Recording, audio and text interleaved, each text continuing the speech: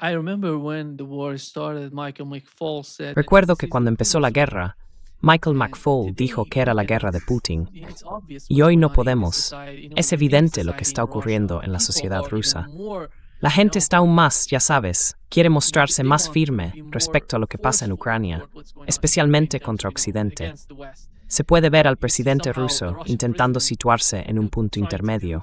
No llega something in tan the lejos middle. en su He's not enfrentamiento con going la that OTAN y far con el to Occidente running, colectivo. NATO and Digámoslo así. ¿Cómo lo the ves West tú, to do it Larry? this way. ¿Qué ha pasado con la How sociedad do you see, rusa? Larry, what has happened to the Porque Russian society? recordarás Because que you cuando remember empezó la when the war guerra, started, los they medios had the media convencieron a has algunos jóvenes convinced rusos some de que young abandonaran Russian, Rusia, de que no se quedaran a luchar por boys ella, to get out porque of era la guerra de Russia, Putin, not una stay there guerra de and fight for agresión. Russia, because Ya that no es was así, Putin's war. That ni was siquiera war entre la for parte Russia. más liberal de That la is not the sociedad. case anymore, even with the more liberal part of the society. Um, Look, I've only been to Russia Mira, solo he in the estado en last Rusia in the 2 last 2 veces years. en los últimos Yeah, 2 años. yeah. Eso es You know a mucho. lot then. What do I know? Sí. Um, Así que ya sabes, what I qué sé have- I yo. have not Lo que no he observed visto son protestas contra la protests against guerra. the war. No he oído hablar I de have eso. not heard Y me he about reunido con gente de a todo variety of tipo. people. I'm not No estoy just part of encerrado en one un group. solo grupo. Um, En realidad, el tema de la guerra no surge mucho, porque no es una guerra. Es una operación militar especial ahora mismo. Así es como está organizada la sociedad. Y eso significa que el consumidor medio, el ruso medio, no tiene que hacer sacrificios, como renunciar a la comida o usar cupones para comprar gasolina. Si miras lo que pasó en Estados Unidos durante la Segunda Guerra Mundial, nadie podía comprar un coche nuevo. Nobody could buy a new car for like 3 or 4 years. No new cars. Durante 3 o 4 años, no hubo coches nuevos disponibles. Estaban limitados. Te daban cupones de racionamiento para la cantidad de gasolina que podías comprar. Había restricciones. Eso no se ve en Rusia. Ahora bien, tienes razón. Hay algunos sectores de la sociedad rusa que quieren que Putin se quite realmente los guantes y machaque a Ucrania. Y ya sabes, a veces se ha oído eso de personas como Medvedev, el antiguo presidente ruso. Pero no hay esta oleada de, digamos, ira o irritación en la que digan, de acuerdo, tenemos que actuar más rápido, ¿verdad? Putin confía en el Estado Mayor para el plan de guerra, para cómo están llevando a cabo la guerra. ¿Cometen errores? Sí, han cometido errores. No estoy diciendo en absoluto que el ejército ruso sea perfecto. I'm not at all arguing that the Russian military is perfect, but they seem to be handling business pretty well. Pero, ya sabes, parece que están gestionando los asuntos bastante bien y han seguido adelante. No he tenido acceso a sus planes, así que tengo que suponer que saben lo que hacen y lo que intentan lograr. Como he dicho antes, uno de los factores que limitaban el rendimiento del ejército ruso era que no se trataba de una guerra. Al no haberse movilizado en un estado de guerra, dependieron de un proceso más lento para aumentar el número real de hombres en el ejército. Y a medida que ese número ha crecido, sus operaciones y actividades se han intensificado. Por eso, este año, estamos viendo avances mucho más rápidos que en cualquier momento de los 3 años anteriores. Y creo que eso solo va a continuar, no va a disminuir. And I think that's only going to continue. It's not going to subside. I think that shows how the Russian army has been Creo que eso transforming muestra cómo el inside ejército defensive ruso ha army. estado They were prepared to transformándose. defend Como era, themselves, but ya they were not sabes, prepared to attack más bien un anybody, ejército to go defensivo. outside Estaban of preparados Russia para to fight, defenderse, like pero no estaban something preparados like para NATO. atacar a nadie más. Ya sabes, para salir de Rusia y enfrentarse a algo como la OTAN. 700.000 soldados en Ucrania. Allí estaban combatiendo contra una fuerza enorme, enorme. Pero como has mencionado, eso demuestra cómo han sido entrenados, cómo se han estado entrenando en Ucrania. Y Rusia hoy en día, su ejército está siendo diferente. No sé si. Adelante. Go ahead. Go Well, ahead. I lost Te he you. perdido ahí. Estabas hablando y tu voz desapareció. Voice disappeared. Yeah. Go Sí, ahead. adelante. I'm It's talking still about why the I've really referring to transformation of it the Jesus Russian for paying. When the special military operation started in February 2020, Cuando comenzó la operación militar especial en febrero de 2022, se estimaba que las fuerzas terrestres rusas contaban con unas 275.000 personas en total y solo desplegaron aproximadamente la mitad en la incursión they had inicial en reserves at Ucrania. the time En ese momento tenían reservas, quizá 800,000 o 900,000, ya sabes, reservas listas, pero en teoría podrían haber movilizado entre 3 y 5 millones. Bueno, no lo hicieron. En septiembre de 2022, movilizaron a 320,000. Ahora, aquí estamos, acercándonos al cuarto año de esta guerra, y su ejército ha crecido hasta alrededor de 1,5 millones, así que ha aumentado casi 7 veces respecto a su tamaño de hace 4 años. Ahora bien, incorporar gente no significa simplemente, como hacen los ucranianos, ponerles un uniforme y enviarlos de inmediato al frente.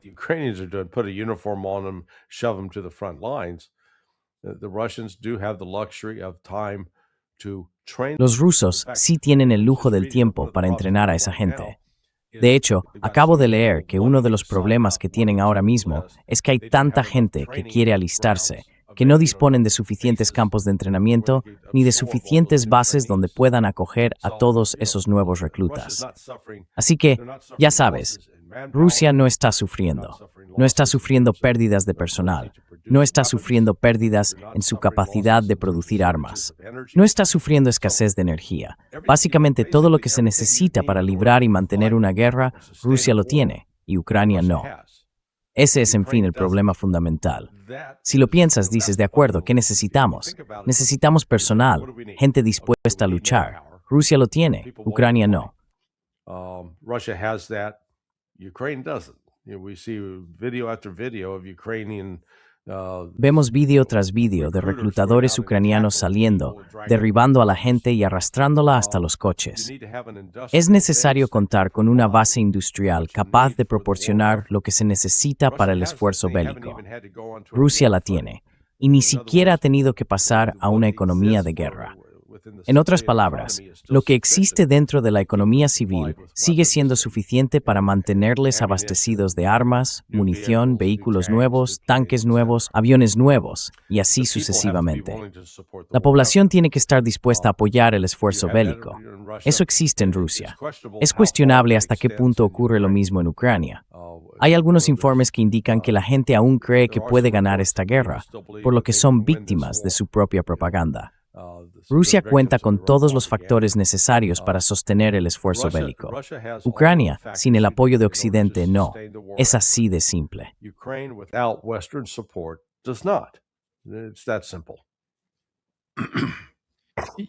On the part of NATO, how did you find Larry? Por parte de la OTAN, ¿cómo lo viste, Larry? Todos esos tipos diferentes de armas que van a Ucrania muestran algo, ya sabes. Las armas no están integradas en el sistema que quedó al descubierto en Ucrania, de alguna manera. No sé si eso es motivo de preocupación para la OTAN. I don't know if that's of concern for NATO. Well, again, Bueno, de nuevo, cuando Rusia fabrica armas, lo hace de acuerdo con lo que podríamos llamar una estrategia de seguridad nacional. De hecho, sí tienen una auténtica estrategia de seguridad nacional. Todo el sistema militar industrial en Rusia no es un sistema capitalista. No es uno en el que estas industrias existan para obtener beneficios para los accionistas. Estas industrias existen para garantizar que Rusia tenga lo que necesita para defenderse de ataques extranjeros. Esa ha sido la filosofía que lo sustenta. En cambio, en Occidente, las distintas empresas que fabrican tanques, aviones, cañones, piezas de artillería y proyectiles son todas empresas capitalistas.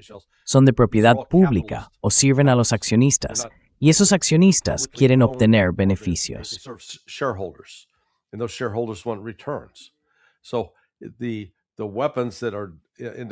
Así que las armas que acaban siendo diseñadas, desarrolladas y desplegadas no son necesariamente armas que respondan a una estrategia de seguridad nacional. Y luego, debido a cómo es la OTAN, con 31 países ahora, la industria en Alemania hace las cosas de una manera, la industria en Francia de otra, y lo mismo ocurre con el Reino Unido. Así que no hay un enfoque coherente. No es que todos produzcan según un estándar concreto. Tienen normas distintas, capacidades distintas. Así que simplemente que ya sabes, Europa no está en la posición en la que estaba. Si retrocedemos a los años 30, cuando Hitler llega al poder y empieza a reconstruir el ejército alemán, en aquel momento, en Alemania, había fábricas inactivas. They had workers that were looking for a job. Tenían trabajadores que buscaban empleo. Hoy en día, en Alemania tienen un problema con la energía. No pueden, bueno, ya sabes, no pueden producir. Están cerrando fábricas. Y muchas de esas fábricas se están trasladando al extranjero. Así que ahora mismo no tienen la capacidad necesaria para producir a un nivel que realmente permita reforzar el ejército de forma significativa. Y francamente, Rusia también está vigilando eso. Rusia no va a quedarse de brazos cruzados y permitir que estos países se rearme a la escala de lo que hizo Alemania en los años 30, porque los rusos están legítimamente preocupados de que Europa siga hablando de atacar a Rusia. Siguen tratando a Rusia como si fuera un enemigo. They keep treating Russia as if it's an enemy. Without arms, they're talking about preemptive attacks on Russia. Sin armas. Están hablando de ataques preventivos contra Rusia. Sí, sí. Pero Larry, déjame cambiar un poco de tema hacia lo que está ocurriendo con la próxima reunión entre el primer ministro israelí, Benjamin Netanyahu, y Donald Trump. El Washington Post informó que Netanyahu va a presionar al presidente de Estados Unidos durante la reunión porque quiere atacar a Irán. And because he wants to attack Iran. Yeah. Well, you saw I wrote a piece. Sí, sí. Bueno, ya viste, escribí un artículo hace 2 días basado en un titular del New York Post que decía, Irán declara la guerra a Estados Unidos, Israel y Europa. Y pensé, vaya, eso es inusual. Luego lees el artículo, era una entrevista a Poseshkin, no recuerdo en qué medio, y él decía, mira, estamos efectivamente en guerra con Israel y Estados Unidos con Occidente. No buscamos una pelea, pero nos están atacando. Simplemente estaba reconociendo la situación. Pero en cambio, ahí está el New York Post, que ha estado haciendo mucho el juego a los sionistas, diciendo, ¿ves? Esos iraníes nos declaran la guerra, así que tenemos que poder atacarlos. Those Iranians, they're declaring war on us, so we got to be able to go attack them. This was put out. Así que esto se publicó 2 días antes. Se hizo el sábado. Así que ya sabes, Netanyahu llega hoy y estoy seguro de que va a hacer todo lo posible por convencer a Trump. Sí, necesitamos dar otro golpe a esos iraníes. Van en serio con eso. Creo que el New York Post estaba siendo utilizado por fuentes sionistas porque los editores de ese periódico son muy cercanos a los israelíes y actúan como portavoces de su propaganda. Así que sí, están intentando crear el impulso necesario para ver si consiguen que Trump se sume. Y francamente, no me sorprendería que Trump le dijera a Netanyahu, vale, sí, veremos qué podemos hacer, y que en algún momento intenten atacar de nuevo a Irán. Solo que esta vez, creo que Irán está preparado de una forma en la que no lo estaba el pasado junio.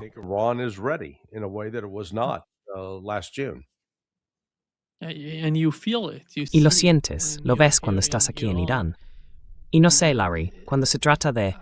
Estaban hablando del programa nuclear de Irán. Ahora mismo están hablando de las instalaciones de misiles. Clat. Esto es simplemente ridículo. ¿Hasta dónde llegarían? Porque eso es imposible. Yo diría, Larry, lo ves en los medios, hablando con funcionarios. No puedes creer que algo de lo que Netanyahu está pidiendo vaya a suceder pronto. Si llegan tan lejos, tendremos una guerra total entre los dos.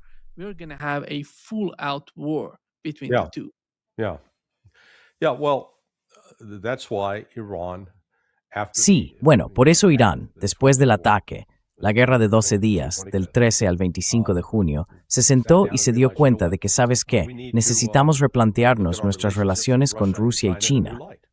Antes, Irán se resistía a implicarse demasiado a nivel militar con Rusia o con China, pero ahora no.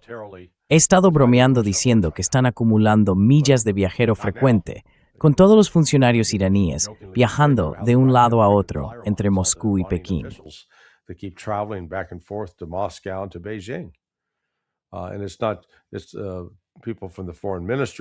Y no se trata solo de personas del Ministerio de Asuntos Exteriores, también hay gente del Ministerio de Defensa.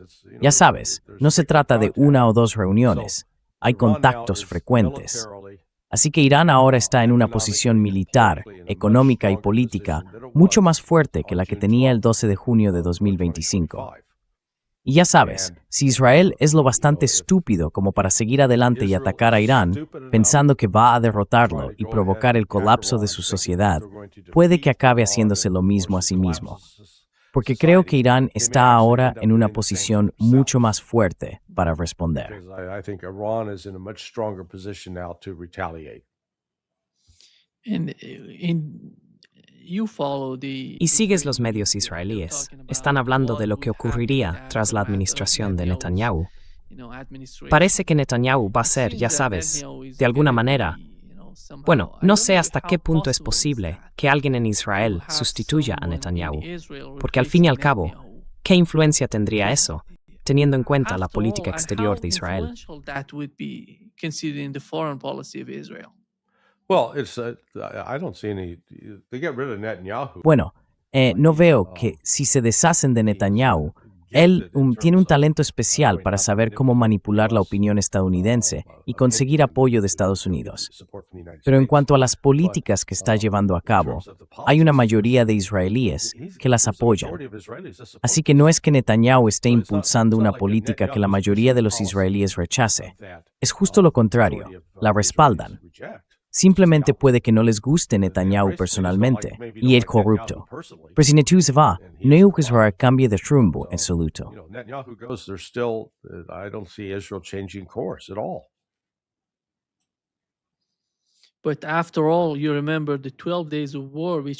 Pero, después de todo, ¿recuerdas la guerra de los 12 días? Fue tan corta.